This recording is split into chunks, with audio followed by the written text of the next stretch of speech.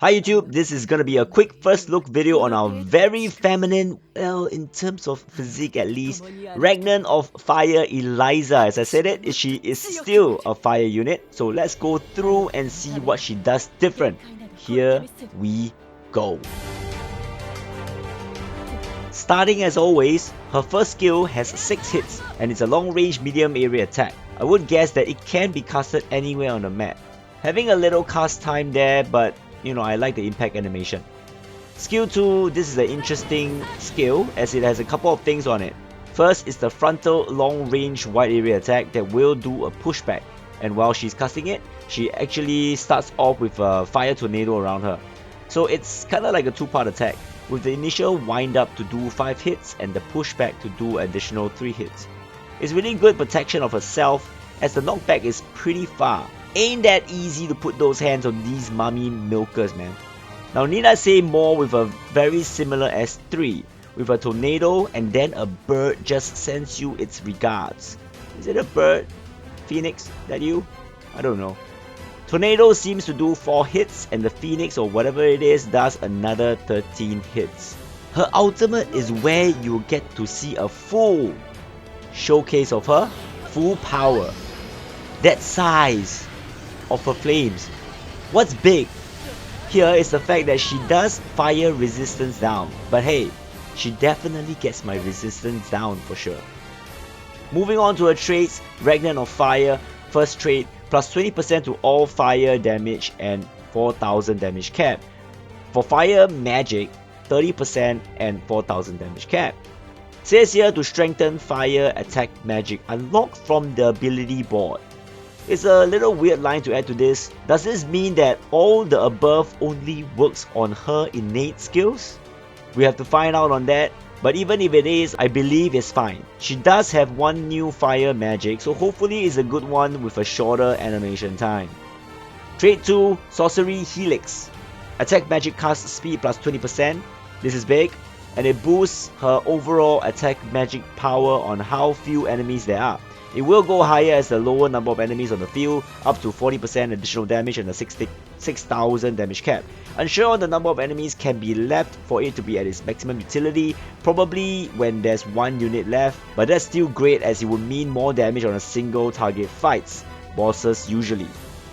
Now moving on with her innate skills, she has an Anima, which is a free global debuff on enemies, weakening their light and fire resistance by 20%. This is indeed a pretty good skill as it's able to reduce 2 elements and solving a little bit of the issue against full resist enemies.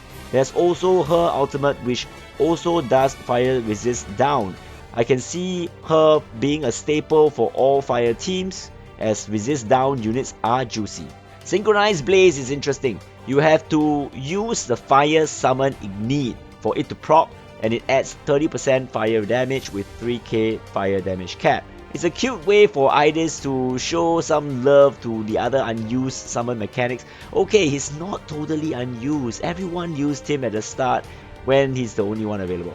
It is great for fast clearing, but for overall utility, there are better summons out there.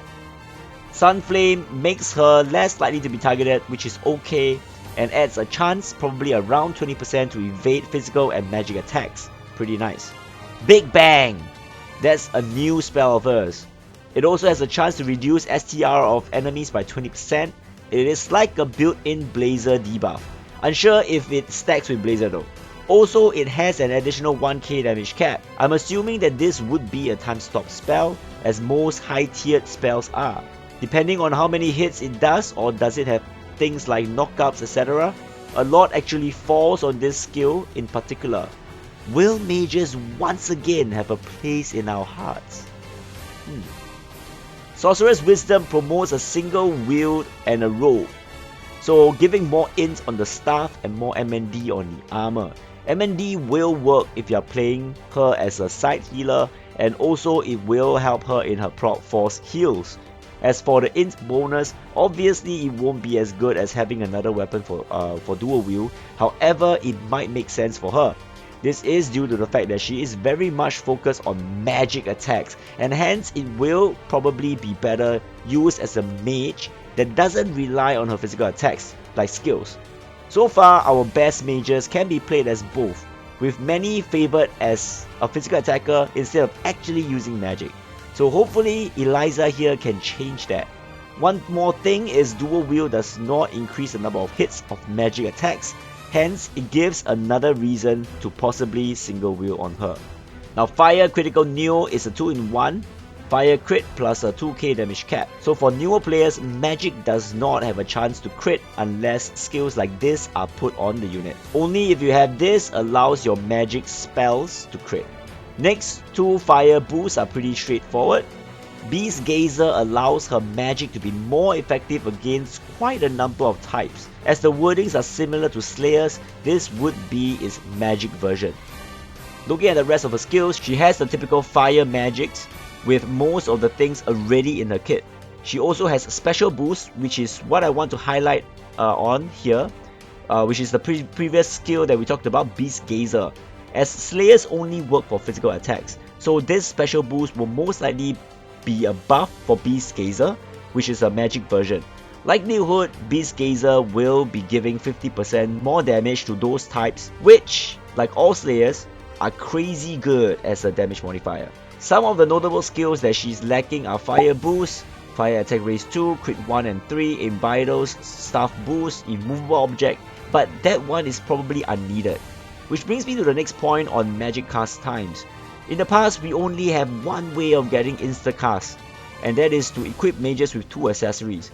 Now, Eliza doesn't even need them anymore. With auto recast, high level magic chant, and her passive gives her a 70% cast speed, which means she has 2 of her accessory slots open to other choices. And it also means that you can have a couple of other mages in your team if you want, but don't. It's just an option. You don't have to do it, really. Alright, quick math on her damage cap. For physical wise, it can go up to 9,000 if you use Ignite as a summon, while for magic, similarly, if you use Ignite, single unit left on the field, using her new magic Big Bang, her magic damage cap goes all the way up to 20 freaking thousand. That means 29,999 per hit. Call me crazy, but I'm calling a 69 hit on her magic. Okay, it's not gonna happen. Moving on to the new Ark, Eldana Institute of Magic. Ark traits. When equipping a robe, takes 15% less physical damage. Defeating an enemy also gives a 3% int, up to 30%, and it resets on death. Boosts 10% magic damage per sorcerer in the party, up to 40%. This looks very familiar. It is in Rebella's traits. Do I like this? I think it can make a mage tankier, but this would mostly be important in Arena. The second part adds up to 70% more magic damage, however it's only after killing 10 units. It will be interesting to see how this can be used in Tower, just by adding Sorcerer Mimicry. Arena wise, I don't see how you won't get destroyed running your team with a full Sorcerer typing, as many people are using Spell Render. For offense, might be a different story, but let's see. Teachable skills, finally we have Arcane up. It is a big one as it is finally out and teachable to all units. Fast recast is also pretty decent for shorter fights with mages, especially newer players who doesn't have the fast cast accessories. Definitely work for them. Grand Aura is also pretty nice buff. Lastly, the Ark Ether Reward. Magic Instructor's Wand. It has decent stats and its trait is 15% damage to fire, ice, earth and thunder magic. This weapon has a decent elemental coverage, but of course weaker than those focused ones. I would say that this arc is very much all about mages, but it doesn't really wow me right now. Probably Eliza can change that and start a new wave of mages moving forward. Anyways, she's coming in a few hours. Good luck to y'all. Let me know in the comment section what you think about this DOH shift, and are you hyped about her or gonna be waiting for any coming right after this. Alright, if you like the video, do drop it a like, subscribe to the channel for more Last Cloudia content, stay safe, and I'll see you in the next one.